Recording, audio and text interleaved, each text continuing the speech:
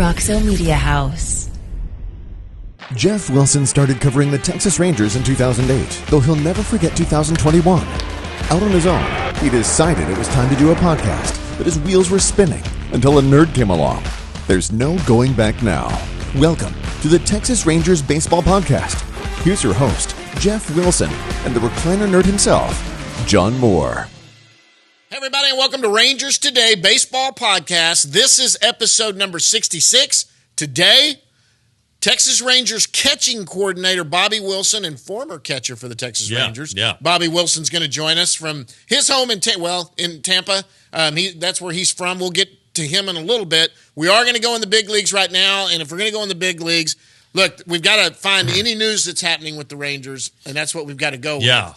And the rumors and everything going on right now are about this guy, Brian Reynolds and the Pirates, and whether or not the Pirates are going to move him. And whether or not, if they are, it seems to be word around some of the big names out there that the Rangers are in.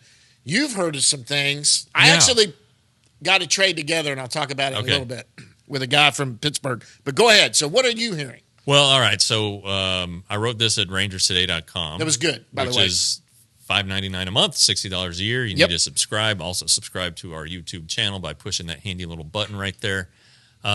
Anyway, so it's Friday, and things are fluid. This is you negotiate contracts with free agents.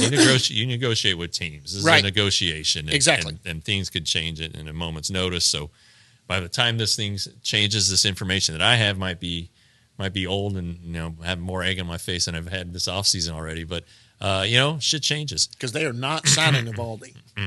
That's the one I got. Well, Martin Perez.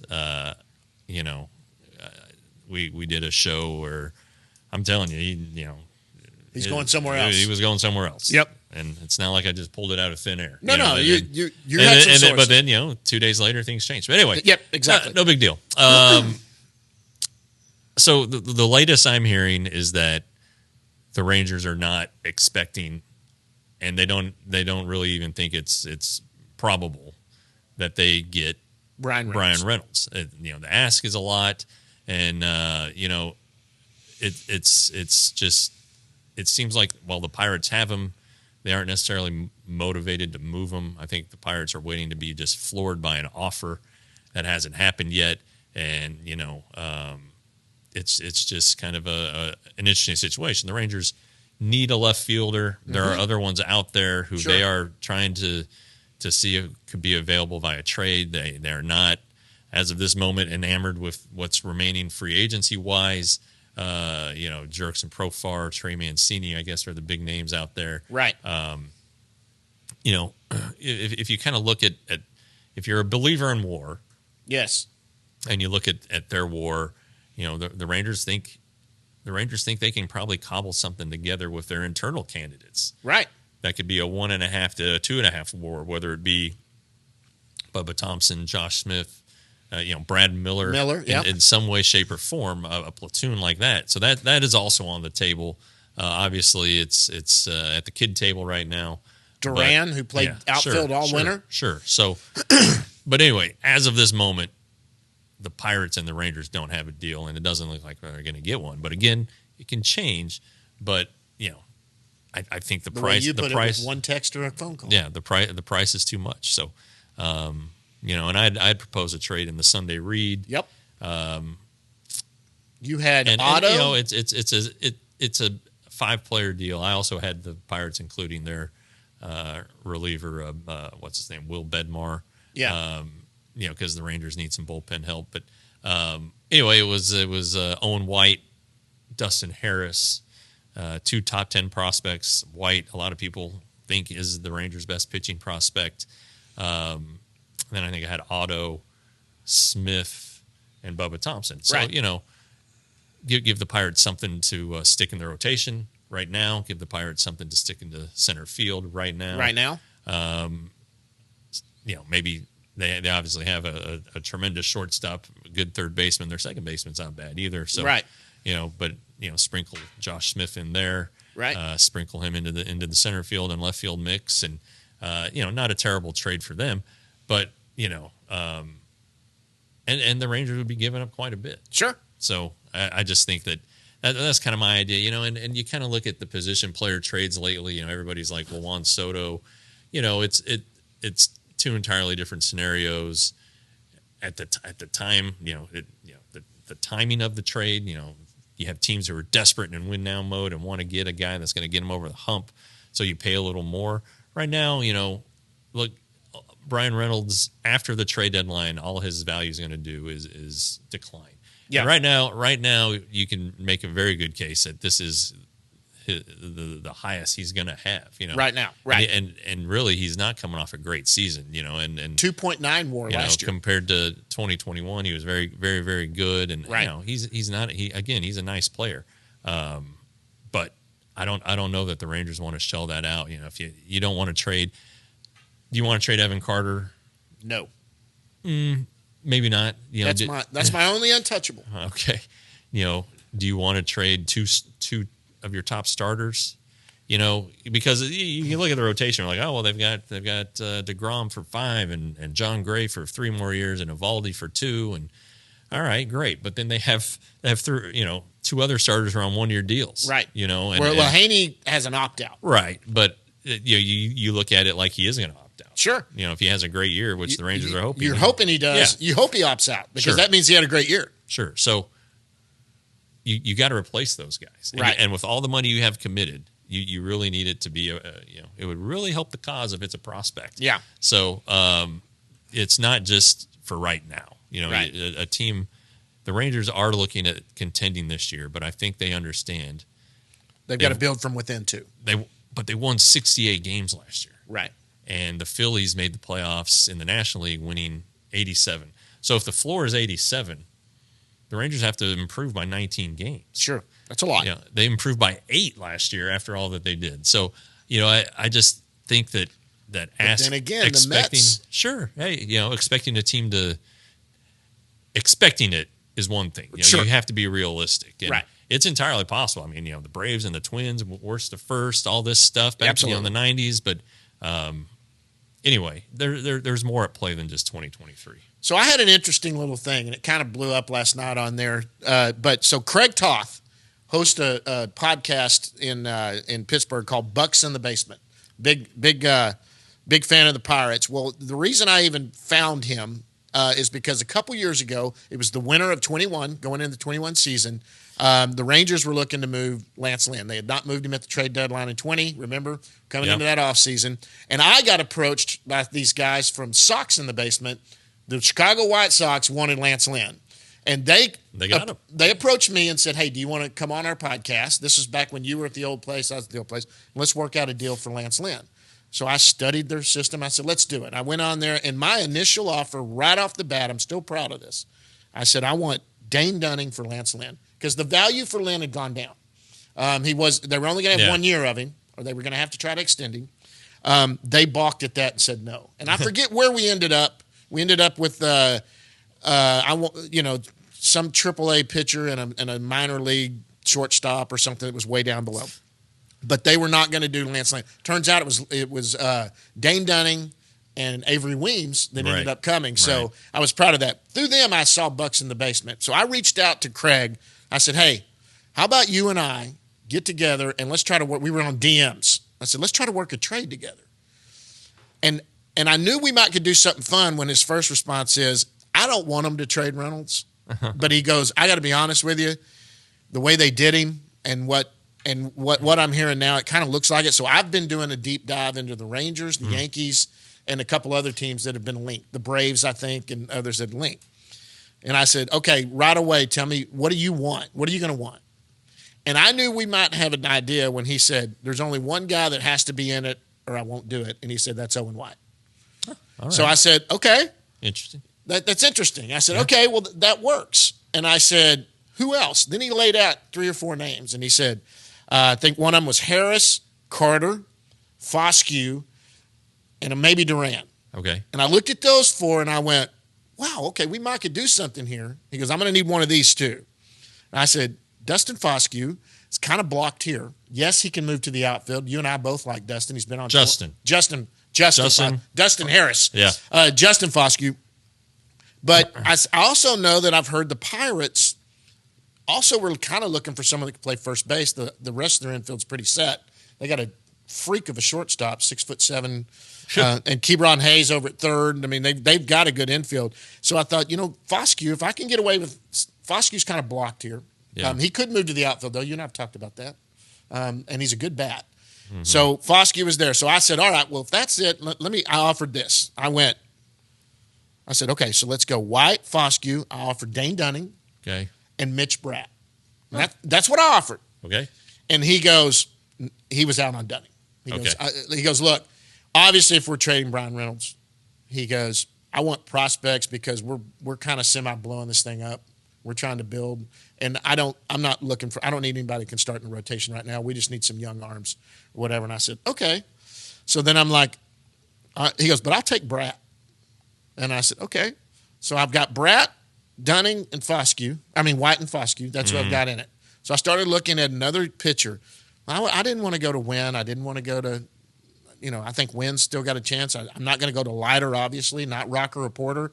So Zach Kent was my guy that I kind of narrowed in on Zach Kent. I didn't want to go Reagan's. I still think Reagan's got something there. He's going to help one way or the other.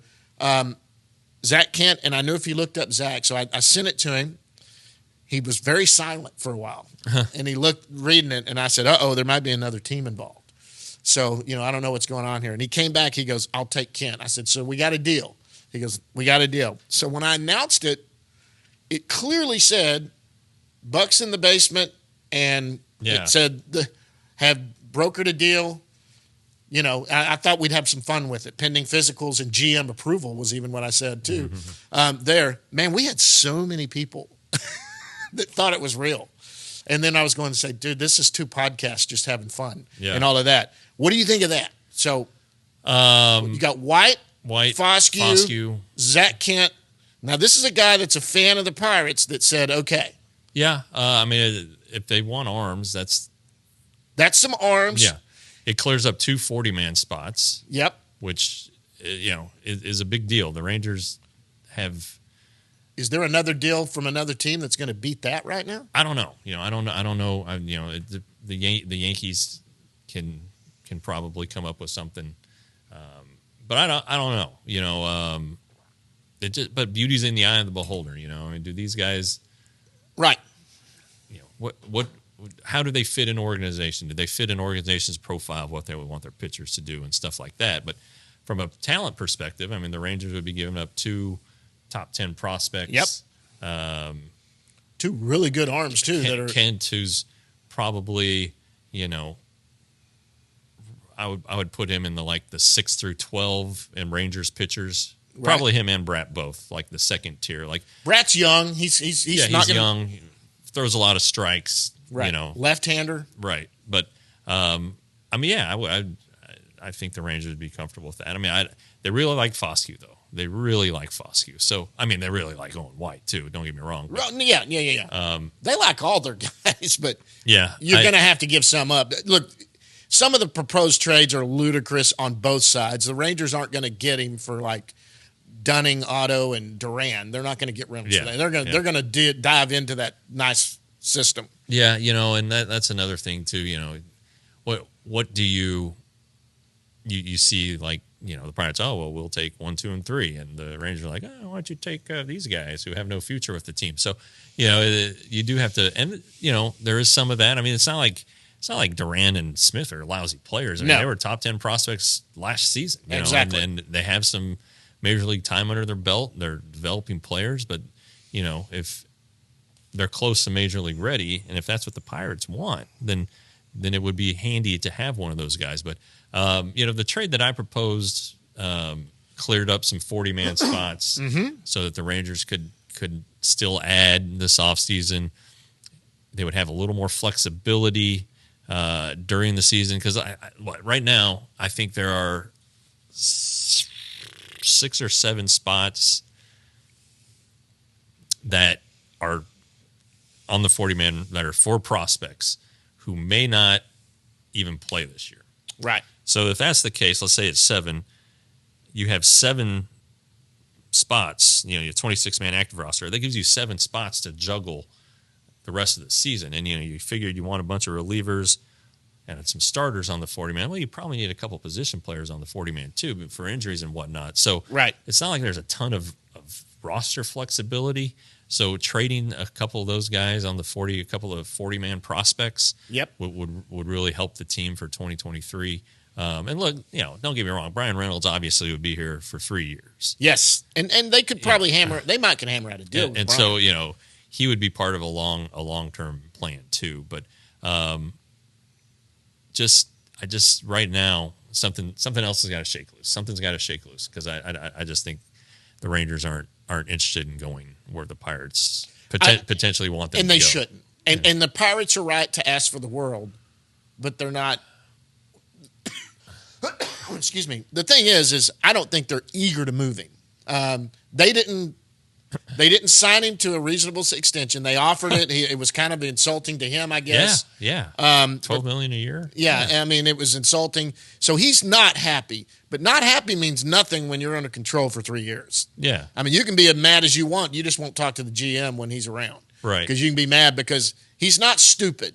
He's not just going to say, "Oh well, you're unhappy. I'm going to get rid of you." Yeah, you know, Dane Dunning straight up. Let's go. And the player still needs to go out and perform to increase his value and the chances that he gets traded at the deadline or next offseason.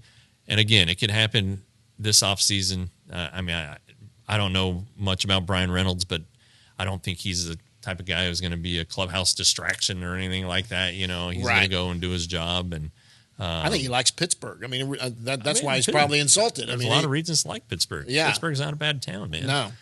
So anyway, but I don't know. You know, again, let's look at some of the trades. Some people. Okay. I said let's. Here's one. You can just say yay or nay. That it wouldn't happen.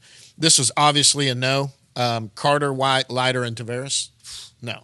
Rangers are no way around that. No. Right. No, they're not going to do that. That was.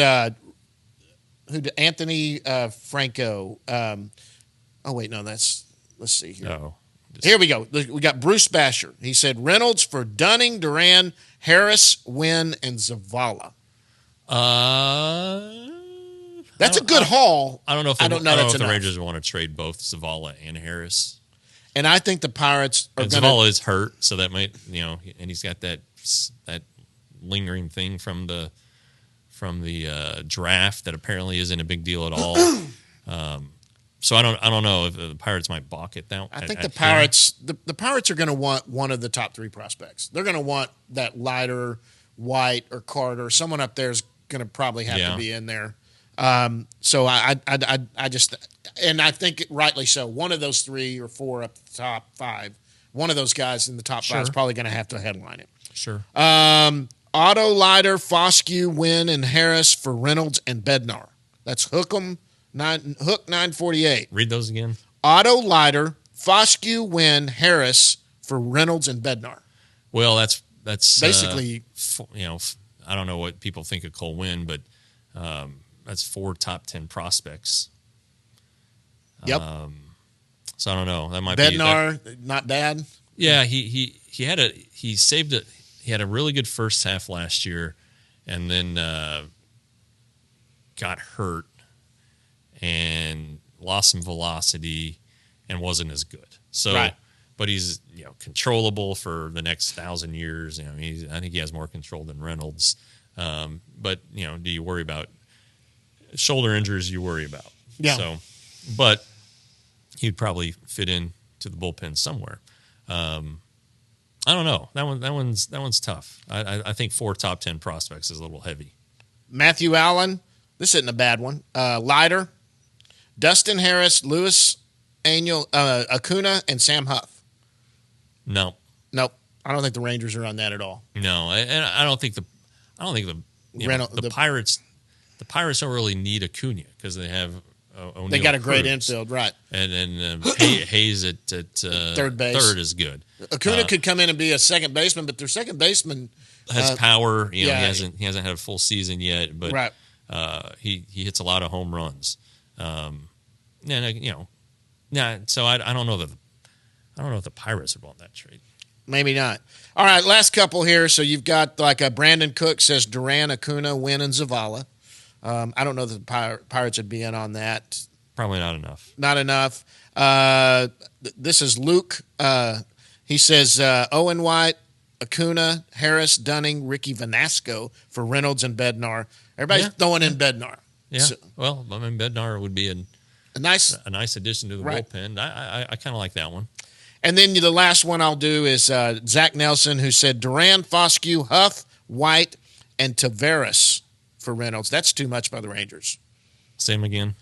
Duran, Foscue, Huff, White, and Taveras. Taveras is going to be and there's only one pitcher. The Pirates. They want pitching. The Pirates. The indication is the Pirates want more pitching. I like his thinking here. Sure, but and he's understanding you got to give up some stuff to get something. But the Pirates on the catching end, the Pirates who had the first pick in 2021. Yeah, their top prospect is took Henry Davis. Yep, I think that's his name, and from Louisville, and I don't.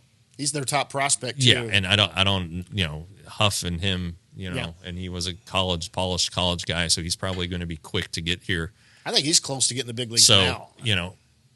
There you got to look a little deeper, and Huff. We're going to have Bobby Wilson on. Bobby Wilson loves Huff, and the Rangers love Huff, and they don't have a spot for him now, but Mitch Garver is going to be a free agent after this season, sure. So there's a spot. So I don't know that they would do that. But anyway, one other thought I had on this whole thing, outside of the Soto deal, you look at the two trade deadline deals that were big. The Mariners got Castillo, right, and then the Padres getting Soto.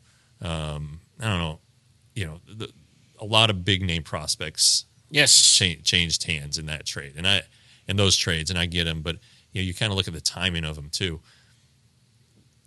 Again, teams trying to go for it, so you pay a little more because you have a lot of competition. Right. You have a smaller window to think these things out, and the Mariners, Luis Castillo is really good. Yeah.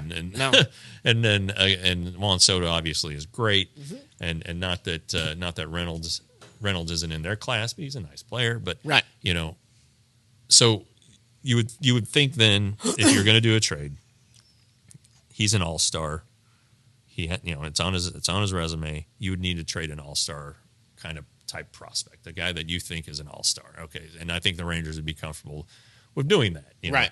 But how many do you want to do? And so that's kind of what I'm thinking. It just seems like it would be right now too much. And again. As you get closer to spring training, maybe the price comes down. You just kind of have to wait and see. It's all fluid. And look, it's like I said at the top. It's Friday, right? And you've got by the time this hits the air, the Rangers might have them, right? But currently, right now, this just isn't this the case. And you've got reputable sources. You've got one that said this thing's all but done, and there's a third team, and then you got two sources you trust even more who are saying, I don't know where this is coming from. Yeah. I think you and I are both on the page of right now, I would say no, if I really had to be a betting man and lay down some money on it. An interesting thing, before we get Bobby on here, the bullpen, I think they're staying in-house right now. Someone brought up an interesting point of somebody that might be an arm in the bullpen that the Rangers already have. And I thought about it, and what's his name that we got from Philly, the Howard, Spencer Howard. Spencer Howard, yeah. He's got. This was a top 30 prospect in all of baseball back when he was with the Phillies. Yeah. He's got some great stuff. His problem seems to be, seeing a lineup more than once or twice, but that might be a guy that could convert over to the bullpen. He's got the pitches and the stuff. Somebody who works for the Rangers pointed this out to me when I was asking about bullpen. Fangraphs did a story not that long ago, and Fangraphs how it does the projections, or it might have been at Zips, but they said that the Rangers go 16 deep before there's a player who would not be above replacement level, and included in that group were Spencer Howard and Glenn Otto. And when you're a starter and you go to the bullpen, You can throw harder. Mm-hmm. Your stuff plays better, and because you don't have to hold anything back. Right. You don't have 6 or 7 You're not going to see innings. this guy probably again. Yeah, and so you can kind of let it eat a little bit, and it's pretty interesting. I could see Glenn Otto making this team as a reliever.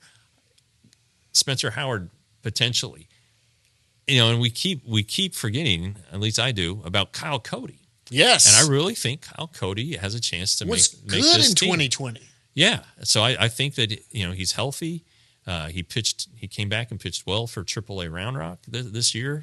Or last year, I guess we're in 2023 now. I really think that Kyle Cody has a chance to make the team as a reliever. I think they can be patient on bullpen arms because let's be honest, if that's your problem and that's your only problem, you can go out and get some bullpen help in the trade deadline. Well, and like we talked about on the last show, Leclerc and Hernandez will now be fully healthy, 6 months removed from their return from Tommy John surgery, so they'll be 2 years post Tommy John. So, that's kind of when the command comes back and everything. And it's the last thing. Yeah, the Rangers will probably pick up a reliever or two. It seems like they're starting to fly off the shelves a little bit here. Yeah, baseball wide. So still got Matt Moore dangling out there. They can reach out and grab one, and poor old Matt Moore, who it'd be great to have him back, but it sounds like he's getting some bigger deals. Going to get a nice little deal, and good for him. Again, the Rangers have spent a ton of money the last 2 years. There's going to be a point where Ray Davis says no more. Yeah, we got to do it from within. We got to do it from within, and I think that the Rangers are probably more comfortable than maybe they should be, or the fans think they should be with the bullpen. Yep. Okay, look, let's get Bobby in here. Yeah. And then once Bobby's done, that'll be fun having Bobby in here, and then we'll go down in the bus leagues. All right. Bobby Wilson right after this.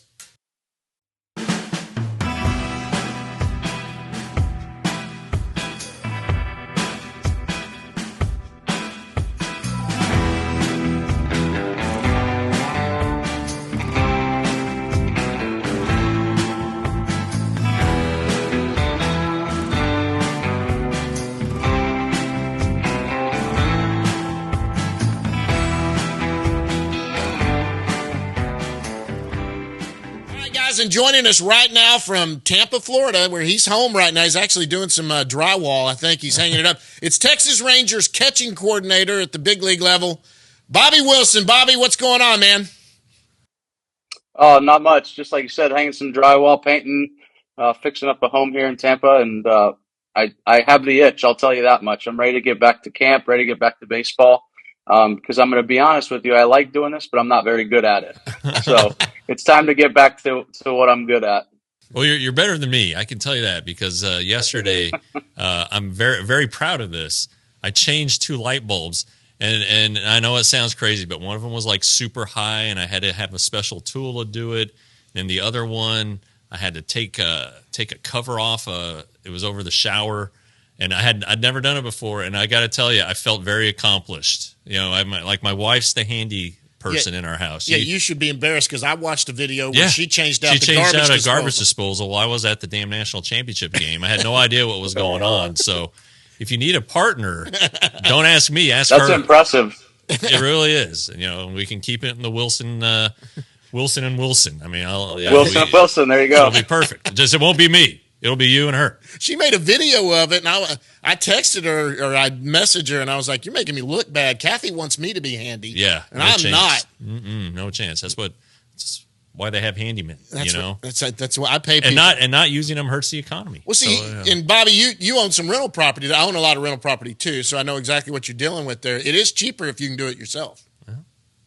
Oh yeah. We still spent a ton of money to do all this stuff, but it's a lot of work, time consuming, but I enjoy it. So it gives me something to do. It's a hobby. I like it. And it gives me a break from my 3 kids, my 3 girls who are, they didn't realize their dad was a professional Uber driver. So I have that as well in my bag, taking them to dance, taking them to school. So it gives me a little break from them as well to just kind of decompress. And, really when I'm here, I think about baseball. It's kind of what I think about. How can we make it better? How can we be better? How can we do better? What can we do? And it's a thinking time for me. So, what are the answers to all those questions? Lay out your plan. No, from a catching perspective, with Jonah and the defense, that seems like it's pretty solid. Garver on his way back, and then of course there's Sam Huff, and I don't think you're allowed to talk about Sandy Leon yet since it's not been made official by the club. So we'll just stick with those three. How do you view the Rangers catching situation? Well, I'm really excited about it. I'm excited about getting Mitch back. He seems to be healthy. He'll come into camp ready to go. He's been sending me videos. We've been talking. So I'm excited to get him back healthy for a full season. Sam Huff's made some big strides. I saw the Sandy Leon thing yesterday on MLB Network. So that's kind of how I got my breaking news on that. But, obviously our mainstay with Jonah is excited about him, like super excited about him. And kind of like we did with Trevino the year before, like the goals are a little bit higher. The goals aren't, hey, let's just get to through the season as we did in the first year. Then then last year is, okay, let's get to 100 games. Now the expectations are, hey, like I expect you to win a Gold Glove. Like I expect you to be one of the premier catchers in the game. And for him, it's going to be the leadership because the skill set's there. 6'4", switch hitting catcher that's really good defensively.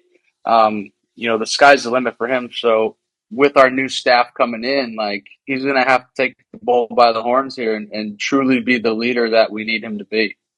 Yeah, and you and I have talked about this a lot, but catching isn't just catching the ball. It's you. The biggest. How is it 50%? Is it 75%? Working with the pitchers and building that relationship. How important is that to the job? Yeah, that's our number one pillar, right? So we have 4 pillars set up. The pitcher-catcher relationship is the number one pillar for us. It will always be the number one for me because getting the most out of your pitchers is part of our job, and making sure that we're all on the same page and we're in this together. We're taking care of them. We understand how they're feeling is the most important part of what we do. So that will forever be my number one. And again, Jonah's made huge strides in it. Mitch does a really good job at it. Sam Huff's made huge strides. I know Sandy Leon. I can't talk about it, but he's obviously been with some really, really good teams, and I know what he brings to the table. So I'm excited about that. But yeah, we got a whole new staff to learn. So it's going to be warp speed once we get to camp because we got to learn these guys fast so we get on the same page with them.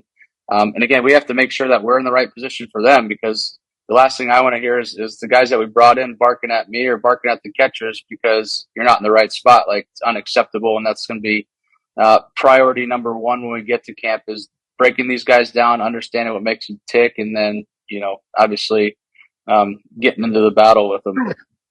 You mentioned Mitch and it sounds like he's throwing. I mean, is that a good update? What's that? Is Mitch throwing? Yes. Yeah, he's throwing. Yeah, he should be. Obviously, we're going to be careful with him, make sure he's 100% once we get our hands on him. But all the reports look good, updates look good. So yeah, I mean, he should be ready to go.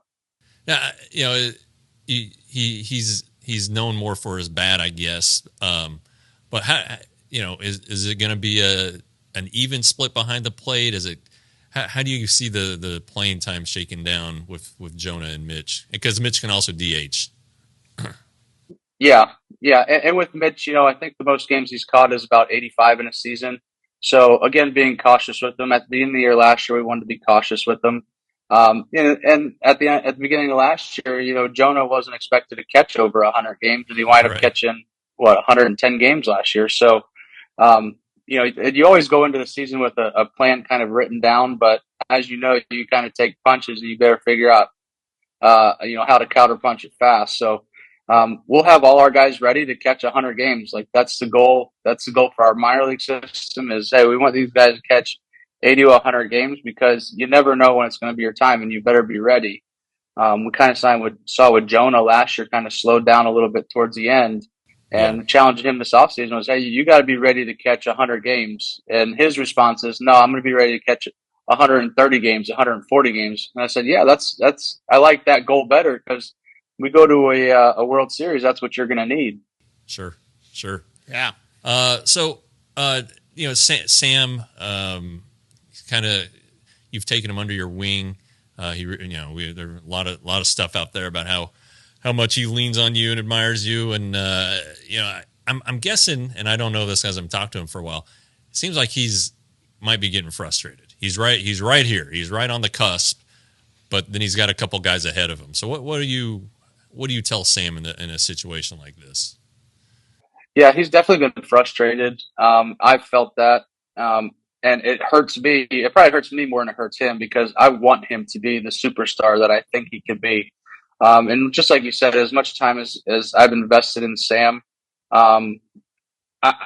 baseball's kind of out of the question. I just want Sam to be happy. I really do. I look at Sam as a son. When he hurts, I hurt, and it is frustrating because, like you said, he is on that cusp, but he knows we've had this conversation. If you want it, you got to go take it. Nobody's going to hand it to you. Nobody cares what you did the year before. And in all reality, nobody really cares about your feelings in this game. It's like you have to produce, you have to man up, and you have to take the job. And I think that when we get to camp, we're going to see that. We're going to see Sam Huff hungry to go win a job. Yeah, I mean, I could, with Mitch's injury, it seems conceivable that there's a spot for a third catcher, at least early in the season, on the team. But I don't know if that is in the works or not. But there's opportunity there, I would think, especially with Sam hits the ball so far. He's like you said, if he reaches his potential, he's an all-star. I mean, he's a superstar. And you watch him hit balls in batting practice, and it looks like a golf ball coming off. He's hitting, one irons, and it's unbelievable. But there was a lot of swing and miss. There was a lot of strikeouts. Trying to dwindle that down a little bit just to make some more contact, because when he does make contact, it does go a long way. And one of our leaders in exit velocity when it did go forward. So there's so much potential there, and that's what all of us are. We're just waiting for it, and it's going to be one day he's going to show up. It's going to click, and then the rest is going to be history. That's what I believe. Mm-hmm. Yeah. So what about further down in the system? Because I know you don't just look at the big league guys. One guy that we had on the show, who's I think is pretty intriguing, is Cody Freeman, and he hasn't been doing this very long. But what do you think about Cody? Yeah, so Cody obviously converted infielder. The one thing that I see with Cody is he wants to do it. He's excited about it. He was actually just with Trevino in San Antonio, so I got some videos from them.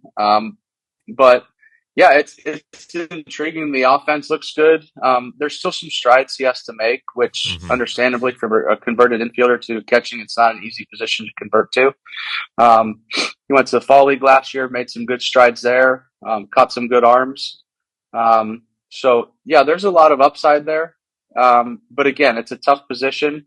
And for him, it's going to be a matter of he only caught 40 games last year, I believe. Yeah. So, and kind of bounced, back to infield to catching. So, kind of one of my recommendations was like, hey, we need to have this guy catch. If we think that he's a possibility to be a catcher, and we feel that that's where his value is going to be, he needs to catch 80 games. He needs to catch 100 games. And that was kind of the program that was laid out for me as a young player was when you're in the minor leagues, you got to catch 100 games a year. Yeah. And again, it was to see, can you do it? Right? Can you handle the wear and tear? But, also to gain experience. You can't gain experience if you don't play. So, I would like to see him catch more in the minor leagues so we truly know what we have. And again, that's been my recommendation. We'll see how that goes moving forward. All right. Yeah. So you talked about the excitement and the new pitching staff. I mean, how do you see this club? Seriously, I know they're still working on the roster, trying to make some additions, but man, it looks pretty good on paper. It looks real good. Yeah, it's very exciting. You know what? The one thing that I'm excited about is getting veteran players in the clubhouse. Over the last couple of years, we've had a lot of young players. I'm excited about Evaldi. I've heard great things about him. I played with Odorizzi, so I know how he operates. I'm just excited to see the players start to take charge of the clubhouse and to say, hey, like, this isn't good enough, or we need to do this and set the example, set the standards. Because as coaches, you can always say so much, but when it's peer to peer and the pressure's on to do things the right way, how you act, how you go about your business, how you work, how you prepare. I think that's what I'm the most excited for, bringing in a veteran pitching staff, because they're going to do their work because they know what it takes to win at the highest level and be great at the highest level. So, yes, the arms are excited. I'm super pumped about that. It's going to be a lot of work our first couple of weeks getting to know them, but like I said, that veteran presence in the clubhouse, that's probably the most exciting thing for me. Yeah. So Odorizzi, you played with Martin Perez. You caught. Is that weird? Is that weird now being their coach? Not really, because it's still the same relationship, right? The relationship we had was someone who cared about them, somebody who wanted to take care of them. And I don't think that relationship changes whether you're a player or coach, because they're still my friends. I can still have honest conversations with them and have truthful conversations. And sometimes it hurts to have those conversations, but yeah. We can have them and we can have a conversation because they know that I'm coming from the same place I did as a player, to where I care about you. I want you to be the best. I want you to make the most money. So it is weird because, sometimes they look at me as a player and like, hey, let's go to dinner, let's go do this. And I can't really do that anymore. Yeah. But as far as our relationship at the ballpark, it's, I love those guys. I would do anything for those guys. I think those guys know that. And that's kind of where our relationship is at. When people look at your background, you were raised in the Angel system, and everybody knows who their manager was and what position he played. How hard was being a catcher for Mike Scioscia? That's a great question. It was extremely hard. It was very hard because it demands everything you did was under a microscope. Yeah. But at the same time, if it wasn't for Mike Scioscia, I wouldn't be where I was or where I am today, where I went, how many years I played. And still to this day, people always ask me, hey, what about Mike Scioscia? What do you got for me? What did he do? What was his system? And I'm going to be honest with you, our system is set up very similar to the way Mike Scioscia's system was set up for the catchers. The demand is high. The pitcher-catcher relationship is high. The way you go about your work, the way you go about your business is very similar. And the attention to detail that Mike had for us is the same that I give to our players, because I know it works. As through my history as a player who, to be very honest, wasn't very good, but did a lot of little things right. And that's what extended my playing career. That's what I try to give to these guys.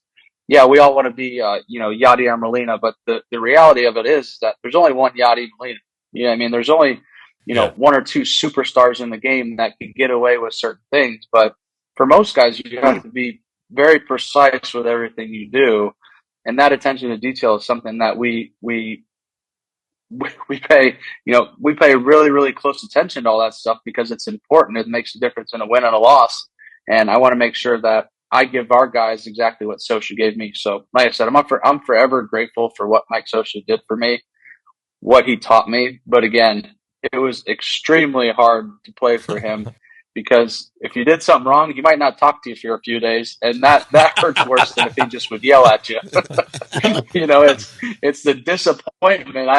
Mike, can you just yell at me and get it over with? I don't like the disappointment guilt trip here. So you don't lay any guilt trips on Jonah or Sam. You get out a little differently. I'm straight up with it. I tell them straight away because it ate me up when Mike did that to me, and I told them, I was like, hey, if I have an issue, I have something going on, I'm going to tell you right away because I can't play this. I'm going to be quiet, not know. So I tell them right away because, like I said, that hurt, man. It's your parents. Like, I'm not mad at you. I'm not going to yell at you, but I'm really disappointed. Yeah. And that was kind of the play. Gotcha.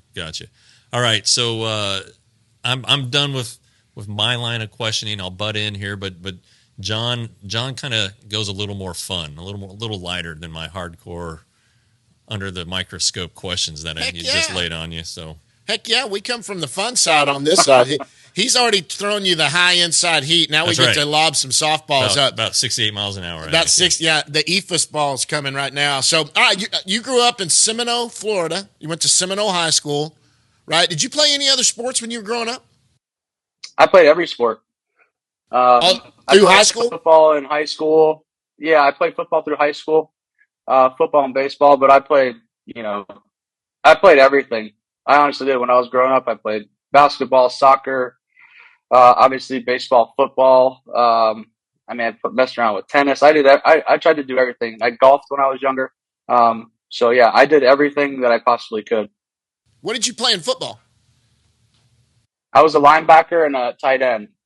I can see that. And then I got a little bit later in my high school career, and I realized, you know what? I'm a 6 foot, 240-pound guy who can't run. This probably is not going to be the profession for me. So that's kind of when I switched over to baseball full time. So you were no Jeff Mathis. I was not Jeff Mathis, no, nor Joe Mauer. I was not that guy. There you go. I just liked I like getting hit. You know what I mean? I like hitting. I like getting hit. I like the contact. But I tell you what, the football was great for the discipline, and that's what I tell a lot of our guys. Like just the football discipline, the lining up, being able to stay still, run a play. Like it was important in my development for sure. Yeah. I played football and baseball growing up too. I like multiple sport athletes. I think it's good. I understand people that do it year round and all of that. Yeah, but it's fun to break it up and do something else. You know, Greg Maddox and Mike Maddox are big believers that you got to play all the sports. I do too. And and I've heard this, Bobby. You probably know it too. I've heard this from hitting coaches that guys who've played baseball year round and have specialized. You bring them in and you try to teach them how to do something, they can't do it because they don't have the muscles from other sports to do it. So my son is going to be like Bobby Wilson and play whatever he wants as much as he can. It's ever fun. That's right. Yeah. Okay, you went to St. Petersburg College. I know that you were scouted out of high school. Any other schools? Did you have a chance to go anywhere else? You committed there and played there. Was there anywhere else that was looking at you? Yeah. So I committed to Ole Miss out of high school, but again, with our financial problems that we had, going to a university really was gonna set us back. So my dad and I kind of made the decision. St. Pete was local; I could stay home, and I had a full ride to go to St. Pete Junior College. So I went there for 2 years. After that, I committed to LSU. I was going to go there. But then the Tom Kochman, when was the scout that signed me or drafted me, then signed me, was going to be the manager in rookie ball. I played with Pete Kochman all through Little League, all through high school. We graduated high school together. So instead of going to LSU, I signed with the Angels. I knew it was going to be a good fit for me. I knew that Koch was going to take care of me. And then, the rest is history. 17 years later, I retired from playing. Yeah. Okay. So now let me ask you this. You were drafted twice. He actually got drafted out of high school in the 26th round by the Giants. Later by the Angels from St. Pete from college. It's not like today. You don't go to New York, sit there and look all pretty and do that. How did you find out you'd been drafted? I mean, I always think that's fun. Where were you and how'd you find out? Yeah, so it's actually a pretty funny story. So we had 6 guys drafted off my high school team. We had 2 first-rounders, a 6th-rounder, a 9th-rounder, a 15th-rounder, and I was the last one selected off that team in the 26th round by the San Francisco Giants. And all the information I got pre-draft was, hey, you could be a top 10 pick or top 10 round pick. Be ready that first day, to get a phone call. So didn't get a phone call that day, right? So obviously very disappointed. So then you go into day 2, And I remember sleeping. My dad woke me up. He said, "Hey, I just got a call from the San Francisco Giants. You got drafted." I said, "Oh, that's great. What am I going to do?" You know, and they're like, we're not going to sign you at that point. They had draft and follow where they could draft you. Yeah. Then you'd go play a year in college to see how you would do. So they're like, we're not offering you any money or anything. We just want to draft you. We're going to follow you. We know you're going to go to junior college. We'll follow you for a year. And then we'll make a decision pre-draft whether we want to sign you or we just release you to go back into the draft. So I was like, okay, cool. So went and played okay, had a decent year, not a great year. They decided, we're not gonna sign you. So I go back in the draft. I wasn't expecting to get drafted. Day 2 comes around, 48th round, which they don't have anymore. Right. Yeah. They don't have that round anymore. Tom Kochman calls my dad. He says, "Hey, do you want me to draft Bobby?" My dad comes to me. He says, "Koch said he wants to draft you. What do you think?" And I was like, "Dad, I don't really give a shit at this point. I just want to go to college, enjoy it. We'll see what happens from there." I'm over this whole baseball draft and all this. I expect. You see all your friends. Like I said, I had 5 guys drafted before me that were all in Pro Bowl. Right. A couple of them got multi-million-dollar deals. The other guys are driving around these nice cars, and you're like, wait a minute, I was better than these guys in high school, and I'm scratching pennies together at junior college. So I was like, whatever he wants to do. So he wound up taking me, and then I went off my sophomore year. I was the Florida Junior College Player of the Year. Went off. I was supposed to be top 5 round pick this time. But again, since Koch drafted me, he gave me the option. He said, "Hey, listen, we're going to give you X amount of money to sign." And it just kind of lined up perfect for me to where I was like, didn't even negotiate the contract. Said, "Yeah, I'm in, Koch. Let's do it." I knew who the manager was at that time. Yeah. I knew Koch was going to take care of me. So I was like, "Yeah, let's do it." And then, obviously I had to tell LSU, like, I signed. I'm not going to attend school. And then jumped into Pro Bowl. That's awesome. That's fun to do that. Now, so you make your major league debut April 28th, 2008. Now, did you make the team coming out of spring training, or did you get a call up? Because I love this story. How do you find out you're going to the big leagues? This is a good one too. So, I didn't make the team out of spring training. It was 2008. So I was in Salt Lake City, and I remember I was living in a house with I think 4 or 5 other guys and wives and girlfriends. And I was actually downstairs and I was sleeping. And downstairs in the place that we rented, there was very little service down there. So obviously our manager at the time was calling, couldn't get a hold of me. So he called my roommates. So my roommates come down and they start banging on the door. It's midnight. And I get up and I'm kind of looking around. I'm what the heck's going on? What's going on? Is there a fire? What do we got going? They're like, "Bobby, did you hit your phone? Check your phone." And I'm like, "Check my phone. Like, nothing's happened. There's nothing on there." He goes, "Well, I believe it was Bobby Mitchell at the time. Mitch just called me. He said to call him." So I called Mitch and it's like, "Hey, you're going to go to the big leagues." Nice. So it was a straight scramble. Flew to Anaheim that day. Early flight out. I get to the ballpark, and mind you, I'm catching full time at this point. Mike Scioscia's like, "Hey, Figgy's a little banged up at third. Like, I need you to take some ground balls over there." So I get to the ballpark today. I haven't taken ground balls since A-ball. So I'm taking ground balls at third base, and Scioscia's hitting them to me. And he's hitting balls to my left, to my right. I'm diving all over the place. I got dirt up and down my uniform. And Oakland A's are sitting there, they're stretching in left field, and they are just laughing at me. Because I'm like going all out. I'm like, I'm in the big leagues. I got to stay here. And it was just a whirlwind of a day. I wind up getting in that night, got my first big league hit off of Dallas Braden, and then got sent down the next day. So I led the big leagues in hitting. I went 1 for 1. That's right. I was like 1,000 for the next 5 months. Yeah, I led the big leagues in hitting for 4 or 5 months. So, but then I got some at bats in September when I was recalled and back to reality. Well, this is going to be a fun one. I always have a lot of these things, but we can get you back on here another time. I know you got to get back to work on the house there, but this is a fun one. You got an interesting situation.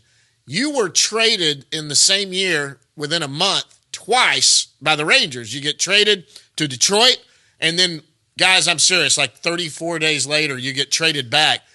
How do you find out about this? Tell us that scenario. You get traded to Detroit, and then you come back like in a month. Yeah, so I think that's a record, right? It's got to be. I don't know. Yeah, I think that's still an MLB record, traded between the same two teams twice. But I'll tell you, I'll just give you the whole rundown of the story. So John Daniels called me in the office. We were in who were we playing? I think we were at it was either the White Sox or the Dodgers. I forget what stadium that is, but we're playing there. And John Daniels calls me in the office after a spring training game. It's like the last day of spring training. I shipped my car to Arlington already.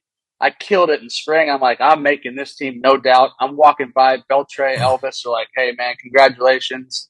So I walk into this office, and I'm pumped. I'm like, all right, he's going to tell me I made the team, and off to Arlington we go. I think we had a team flight that next day, right? So I'm jazzed. I'm getting my family like, hey, let's go. We're going to Arlington. Let's get ready. And he calls me in. He says, hey, we just traded you to Detroit. I said, what do you mean you traded me to Detroit? And I never let JD live this down. I never let it live down. I mean, I told him, I got my family. I shipped my car already. We're leaving on the bird to go to Texas tomorrow. And you trade me to Detroit. I said, well, why? He's like, well, we got Brian Holiday, who Doc at that time had a huge spring training as well. They said, yeah, we traded you. So I remember I flew back to Florida, flew to Tampa. I was pissed off. Then they said, hey, we want you to go to Lakeland for a day and catch Michael Fulmer. He's going to throw in the backfield. We want you to go catch him. Then you're going to go to Toledo. I'm like, you got to be kidding me. Yeah, I mean, so I went to Lakeland, caught Michael Fulmer in the backfield, no jersey, a T-shirt. They gave me a pair of pants that was way too tight. And I'm like, okay, this is back to reality. Go to Toledo. I played one game in Toledo, got called up to Detroit. James McCann got hurt. And then I remember we had an off day in Cleveland, and GM there called me and goes, hey, Bobby, what are you doing? I said, I'm just walking around in Cleveland. What's up? He goes, well, we just traded you back to Texas. We were going to designate you at that point because McCann's coming back healthy, but Trinos got hurt, and you're going to go to Texas. So I was like, all right, here we go. So, jump on the bird, fly to Toronto. The best part is 3 days to Detroit. We play Detroit, and I hit a grand slam on Mother's Day against Detroit, against the guys I was just playing with. So it was quite a whirlwind of 34 days, but again, it's a great story, and I am grateful for it because I met great people in Detroit. And then I returned to Detroit to end my career. So it was crazy, but it was fun. No, I remember this very specifically because I was running. I was out doing my little afternoon run. I didn't do it in the morning, which always comes back to bite you. Yeah. So I was out running, and I got a text message that you'd been traded, and it pissed me off. Not because it interfered with my run, but I just thought it was inherently unfair. Because you're right. Because the next day we're leaving, we're breaking camp, and I was hot, and I let JD know that too, and then I do also remember when you came back and we were in Detroit and you hit the grand slam and you were like fired up because they had traded you and you had a little bit of the red ass for them too. So I remember it all very vividly, Bobby Wilson, very vividly. Yeah, I did too. But you know what? I was excited to be back in Texas. I tell you, of all the places I played, I love Texas. I love the atmosphere. I love the people. And when I got done playing, Texas is really the place I wanted to be. Mm-hmm. Yeah. Well, it's been great, and getting to know you. You're always so friendly when you're coming out there, when they're doing batting practice, all of that. So when we heard you were coming on, I was excited. I was like, I bet Bobby's going to be fun. We're going to get you on here again when the season, maybe on a day, we'll get him in studio here. Yeah, come in studio, and we'll go get some barbecue or something and have some lunch. Oh, I love that. All right. Anytime you talk about food, I'm in. Well, we're going to talk about food. That's my other things we're due. Nice. Well, Bobby, get back to work because I have a feeling here in the next week or two you're going to be moving back out to Arizona here. Get things going. We really appreciate you coming on, bud. Yeah, thank you guys so much. This was a blast. I appreciate it. All right, that's Bobby Wilson, catching coordinator. When we come back after this, guys, we're going to go down in the bus leagues. Thanks, Bob. Thanks, guys.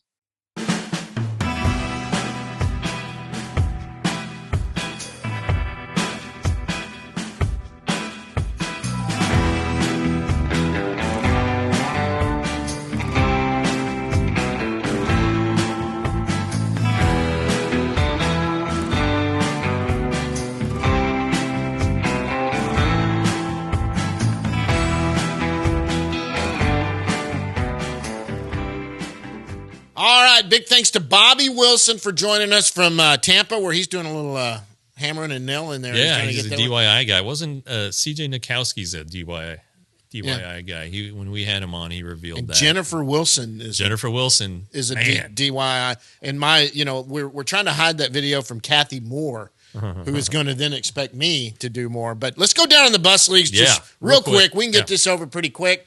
We got Owen White and we got Wynn up here. Yeah. Two guys that he needs to keep what he was doing going on into the spring, and he needs to rebound. And I think some time off will get him going. But let's talk. To that end, there's a pitching mini camp in Arizona coming this week, right?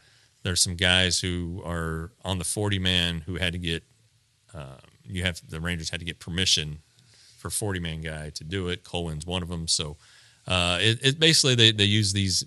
They did it last year, but they did the mini camp just to kind of get a progress on where they are in their buildup and kind of monitor them and get them on a schedule or keep them on schedule or slow them down, whatever you got to do.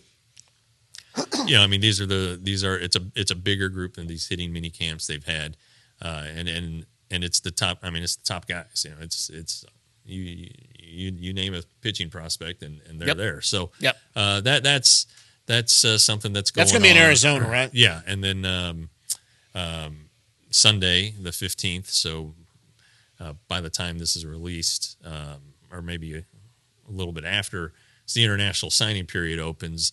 It used to be July 2. Now it's Jan 15. The Rangers are going to be busy. They have agreements with guys. One of them's Guerrero's son, isn't it? Pablo Guerrero Jr., who is Vladimir Guerrero's son and Vladimir Guerrero Jr.'s younger brother. I don't understand how you can have Vladimir Guerrero Jr. and Pablo Guerrero Jr. How can you have two juniors? I don't get it. I asked this question, and as was pointed out to me, the Padres have a guy from the Dominican in their system whose name is Henry. So, there's some things there. You just kind of roll with the flow when it's in the Dominican. So Pablo is 15 or 16. Yeah, he's 16. He's built a lot like his brother. Is probably going to end up similar. First baseman right now. He's a corner outfielder. Left-handed, I think. The Rangers hope he hits like his older brother, and even his dad. But right now he's not as polished as Vlad Jr. So I don't know that he's going to be in the majors at age 19 or 20, whatever Vlad Jr. was. But it's pretty interesting name. Yeah, absolutely to see out there. And there's the big ones from the Bahamas, shortstop from the Bahamas.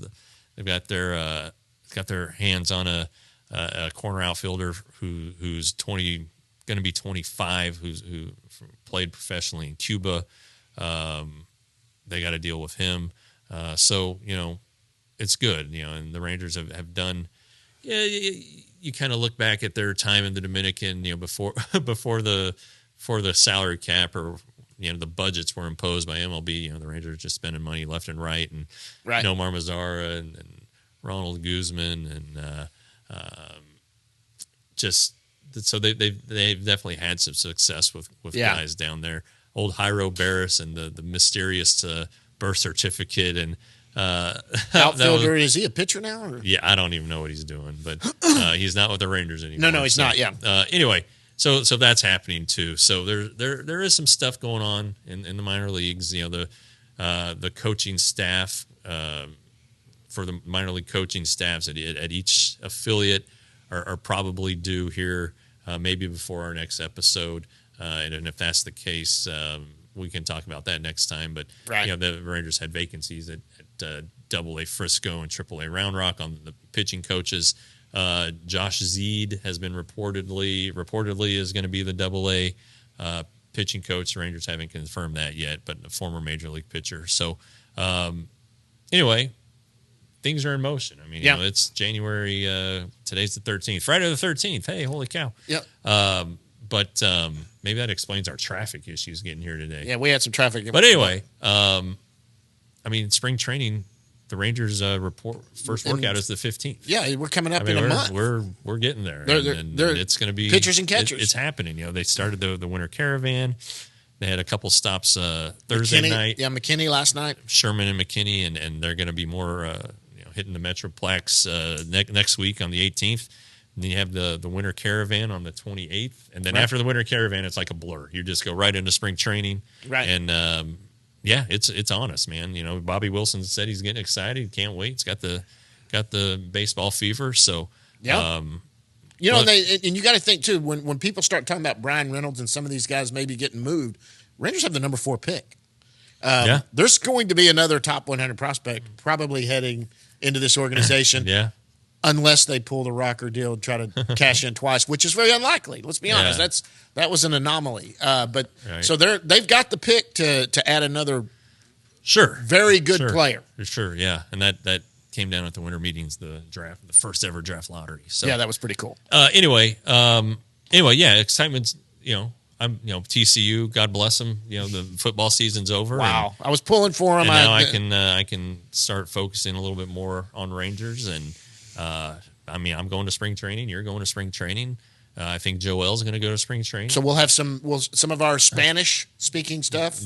We'll have him do some interviews with some of these guys that speak Spanish. So it's going to be good times, and that's when I become a cameraman. Everything's getting we're getting there, building momentum. So you don't want to miss anything. So subscribe to Rangers Today. This is going to be a fun year, guys. Yeah, RangersToday.com, $5.99 a month, $35 for 6, and $60 for the whole year. Hit the subscribe button on our YouTube channel. We're over 1,200 subscribers right now. Or followers, and whatever keep you call going them. up. We keep going up, and the more it goes up, the more money we have to do stuff like eat and feed children, keep clothes on our bodies, and travel to games. Absolutely. So, anyway, thanks for everybody's support. But again, hop in now because we're cheap and we're good. And this is the season. This may be. Look, what happened with Frogs today jumped in on a season that became fantastic. Yeah. Honestly, Jacob deGrom, Heaney, you got Seager, Simeon. This may be the year to jump in on this. Yeah. Where we've got access to the field. We're having a meeting with some guys Monday that we're going to find out about spring training and all of that and all the access we'll have there. This is the time to jump in, guys. It's going to be good content. And if you reach out and ask me a question or do anything, I respond. And Jeff tries to also. He's more busy. He's writing all the time, but I'll get questions answered. So, guys, anything else? No. Let's get out of here. Till next week, folks, we'll see you at the yard.